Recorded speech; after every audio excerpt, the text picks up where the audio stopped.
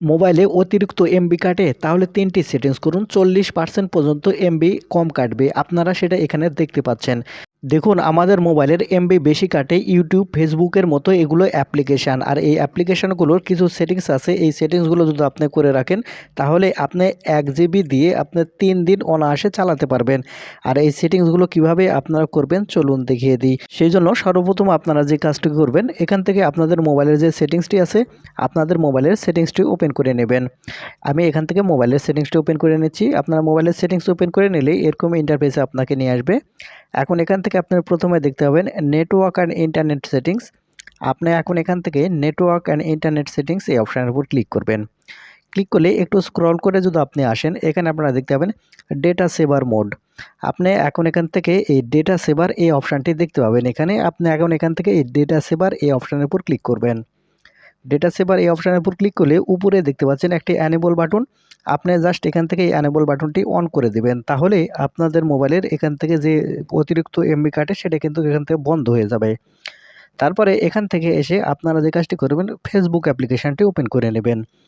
Facebook অ্যাপ্লিকেশানটি open করে নিলে উপর দিকে এখানে লক্ষ্য করলে এখানে আপনাদের প্রোফাইল আইকন আপনারা দেখতে পাবেন।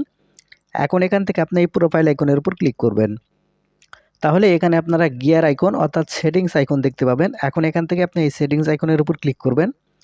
সেটিংস আইকনের উপর ক্লিক করলে এরকম ইন্টারফেসে নিয়ে আসবে। একটু স্ক্রল করে নিচের দিকে চলে আসবেন। তাহলে এখানে আপনারা মিডিয়া নামের একটা অপশান দেখতে পাবেন। আপনি এখন এখান থেকে মিডিয়া এই অপশানের উপর ক্লিক করবেন। তারপরে একটু নিচের দিকে আসলে এখানে আপনারা দেখতে পাবেন ডেটা সেভার অপশান। আর এখানে স্পষ্টভাবে লেখা আছে, এখানে দেখতে পাচ্ছেন এটা যদি আপনি চালু করে রাখেন তাহলে আপনার 40% পর্যন্ত ডেটা সেভ হবে। সেক্ষেত্রে অবশ্যই এখানে যে অ্যানেবল বাটন এখানে আপনারা দেখতে পাচ্ছেন টিক মার্ক, আপনার এই বক্সের এখানে একটা টিক মার্ক উঠিয়ে দিবেন। আমি এখান থেকে বক্সের টিক মার্ক উঠিয়ে দিচ্ছি। ঠিক এরকমভাবে আপনি এই বক্সের টিক মার্কটি উঠিয়ে দিবেন।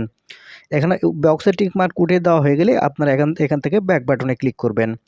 ব্যাক বাটনে ক্লিক করে আসার পরে আপনারা যে ইউটিউব যে অ্যাপ্লিকেশানটি আছে আপনার মোবাইলে সেই ইউটিউব অ্যাপ্লিকেশানটি এখান থেকে আপনারা ওপেন করে নেবেন। ইউটিউব অ্যাপ্লিকেশানটি ওপেন করে নিলে এখানে নিচের দিকে লক্ষ্য করলে আপনারা দেখতে পাবেন, আমি এখান থেকে দেখিয়ে দিচ্ছি। আপনারা এখন এখান থেকে নিচের দিকে লক্ষ্য করলে এখানে আপনার প্রোফাইল আইকন অর্থাৎ ইউ লেখা থাকবে। আপনি এখন এখান থেকে ইউ এই লেখার উপর ক্লিক করবেন। ইউ লেখার উপর ক্লিক করলে উপর দিকে লক্ষ্য করলে এখানে আপনারা সেটিংস আইকন দেখতে পাবেন। আপনি এখন উপরে এই সেটিংস আইকনের উপর এখান থেকে ক্লিক করবেন। এই সেটিংস আইকনে ক্লিক করার সাথে সাথে আপনাকে এরকম ইন্টারফেসে নিয়ে আসবে। আপনি এখন এখান থেকে একটু স্ক্রল করে যদি একটু নিচের দিকে আসেন তাহলে এখানে আমরা দেখতে পাবেন ডেটা সেভিং। আপনি এখন এখান থেকে এই ডেটা সেভিং এই অপশানের উপর ক্লিক করবেন। ডেটা সেভিং এই অপশানের উপর ক্লিক করার সাথে সাথে এখানে উপর দিকে একটা অ্যানেবল বাটন আপনারা দেখতে পাবেন।